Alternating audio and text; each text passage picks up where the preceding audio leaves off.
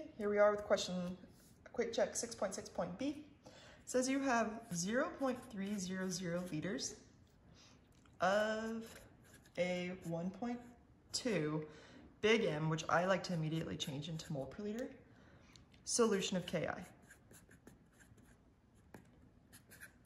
Then it asks you a series of questions regarding this. First things first, in a problem, just like I always turn grams into moles, or you should always turn grams into moles, anytime you say liters and mole per liter, turn that into mole. The reason, the way to do that is essentially see this of as a multiplication symbol, like this, 0.300 times 1.2 mole per liter. The reason is if you take 0.300 liters and you multiply it by 1.2 mole per liter, liters cancel and you're left with mole. Let's go ahead and do that right now. 0.3 times 1.2 gives me an answer of 0.36 mole of Ki. All right, so question number 1 said how many moles are in there.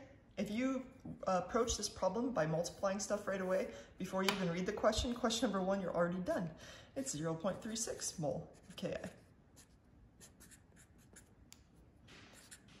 Question number 2 says, what is the mass of the Ki dissolved in this solution?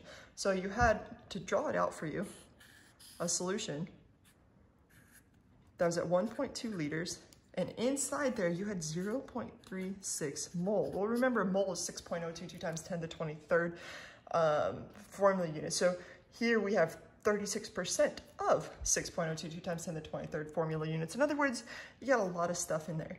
The question is, okay, well, what is that in terms of grams? Well, what do we know that relates grams and moles?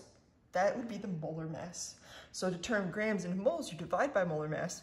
To turn moles into grams, you're gonna multiply by the molar mass. So if we start with what we have, 0.36 mole, and you know for every mole of Ki, if you look up the mass, it's given to you in a question, or if you add up the mass of potassium and iodide, you get an answer of 166.00 grams per mole. So 0.36 times 166 gives me an answer of 59.76 grams. This has 2 sig figs. In other words, that would be 60 grams, or 6.0 U1. The next question is, if you take this solution and pour it into a beaker, what is the concentration in the beaker? So if you remember, this solution right now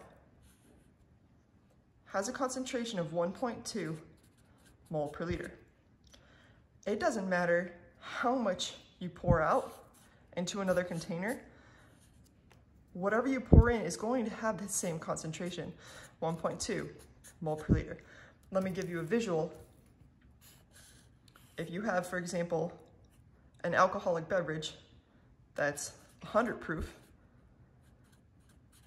and you take that alcoholic beverage and you pour it into a glass or a cup,